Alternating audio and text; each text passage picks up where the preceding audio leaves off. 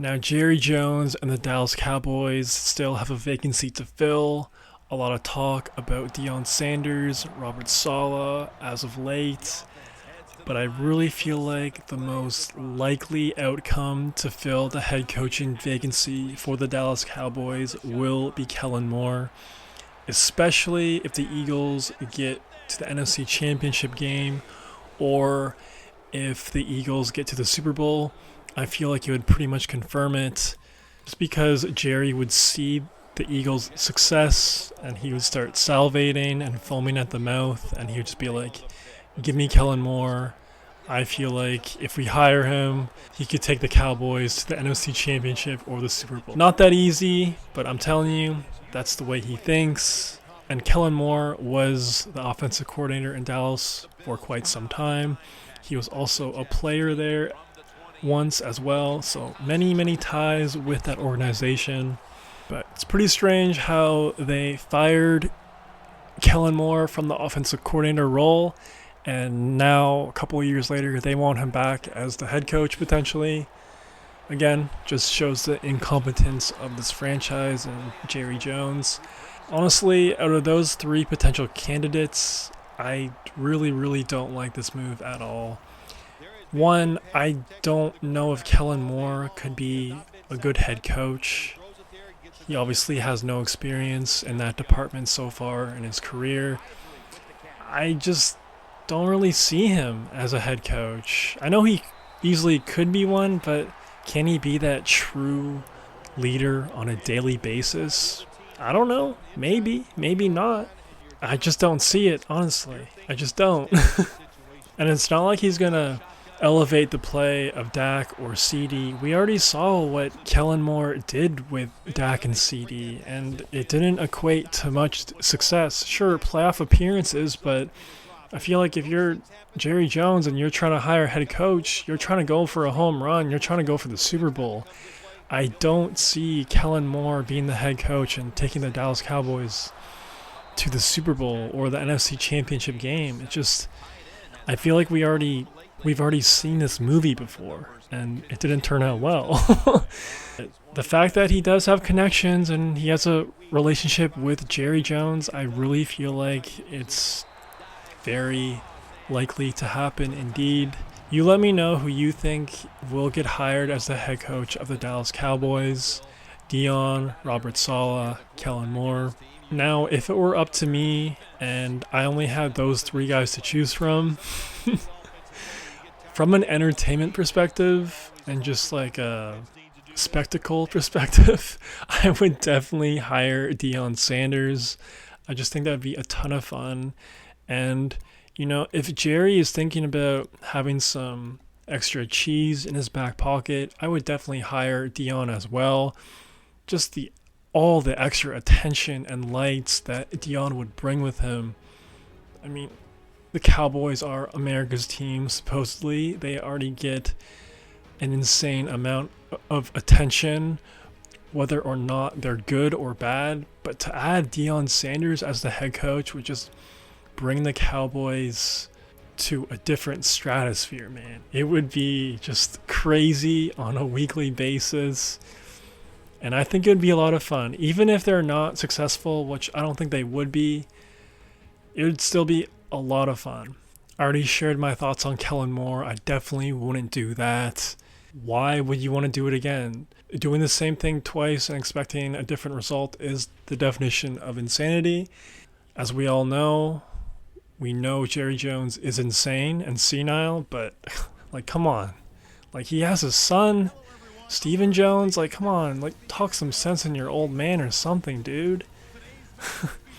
If I'm really trying to make the Cowboys as competitive as possible and just trying to turn a cornerstone with Jerry Jones still at the helm, I would really go with Robert Saleh.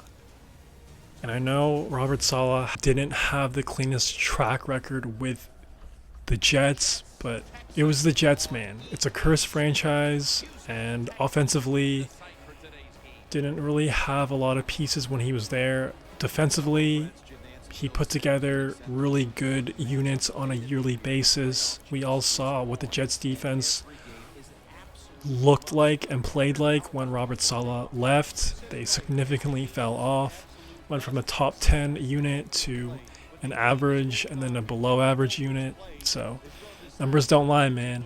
And I feel like it was pretty impressive to almost get to a 500 record with Zach Wilson as your QB1. I think that should really not be swept under the rug. I feel like that's a pretty impressive beat, but that's just me. I'm telling you, man, like Dak Prescott, CeeDee Lamb, offensively in the regular season, that'd be taken care of. Like, you just get Robert Saleh to handle the defense. They have Micah Parsons. They have some good corners there. I feel like Robert Saleh would easily make the Cowboys defense a top 10 unit. Now, if you could make the Cowboys defense a top 10 unit and just get Dak and CeeDee to do their thing, I feel like a playoff berth is very easy, if not automatic. Of course, once they get into the playoffs, it's a different story. I'm sure he'd still have that defense locked and loaded, but for Dak Prescott and CeeDee to show up in the postseason, I don't know what he would have to do.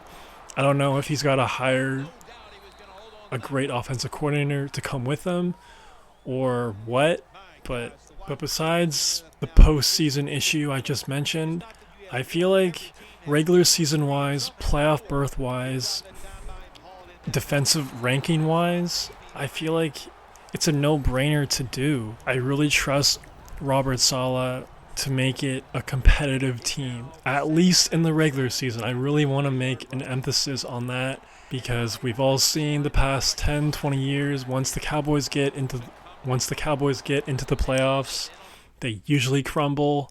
Again, I don't know the solution to that. If you have a solution to that or a theory, let me know in the comments below.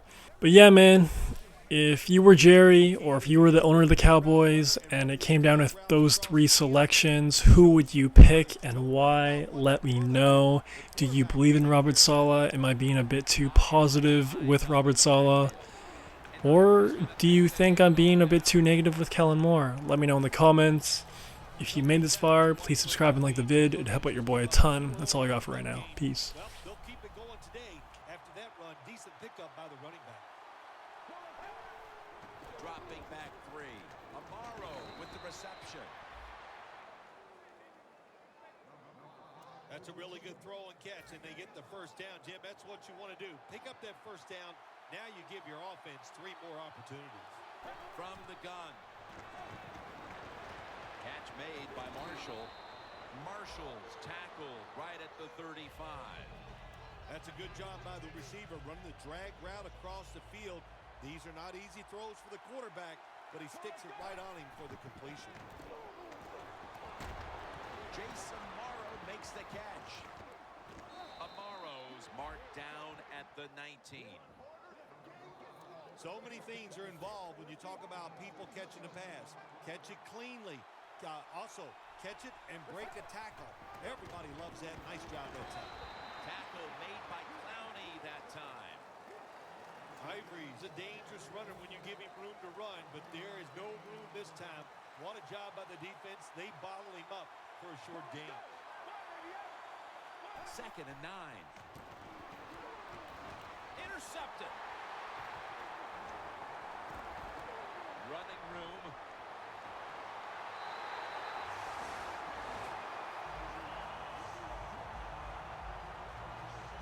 Hoyer's heading out now to lead the offense, coming off a week in which he threw 3 interceptions.